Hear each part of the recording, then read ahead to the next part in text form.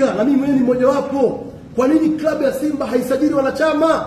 Mnajua shida ni nini? Mwekezaji alizuia wanachama wasajiliwe. Mwekezaji alizuia wanachama wasajiliwe.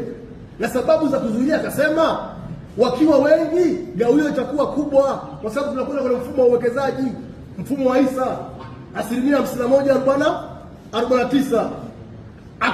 Wakatengeneza mikakati ya kuandaa ukomo wa wanachama wao watu 50,000.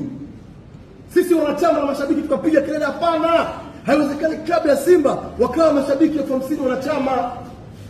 Klabu ina watu wengi. Ina maana mimi Dr. Mo mtoto wangu akizaliwa wakakesha miaka ijayo ataka kuwa shabiki wa Simba, akiwa ataka kuwa mwanachama wa Simba, asipate hiyo platform.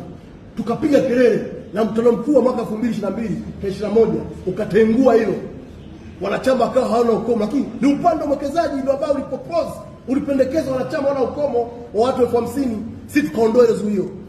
Lakini bado wakaendelea kushikilia toka mwaka 2017 wanachama wa Simba hawajapata haki yao ya kusajiliwa wanachama wapya.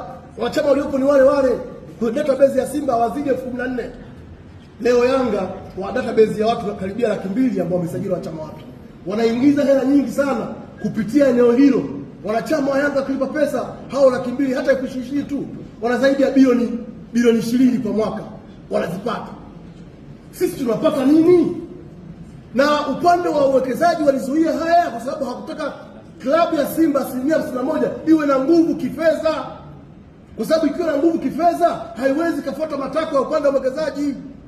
Kwa wakazuia hili la kudahili wanachama wapya ili klabu yetu ikose mapato, isiwe na fedha, ili tuwe ni timu ambayo inategemea mtu. Hatuwezi. Tumechoka. Leo mpaka sasa hivi timu yetu ina struggle kupata mishahara ya wachezaji. Mwekezaji hapatikani. Dirisha la usajili dogo, mwekezaji hapatikani kwenye Simba mpaka dirisha linakaribia kufungwa. Wewe ndio baba wa familia, unajua kila Januari lazima mimi watoto wangu niwalipie ada. Inafika Januari unafunga simu, unapatikana mwezi wa 4. Wewe ni baba bora kweli?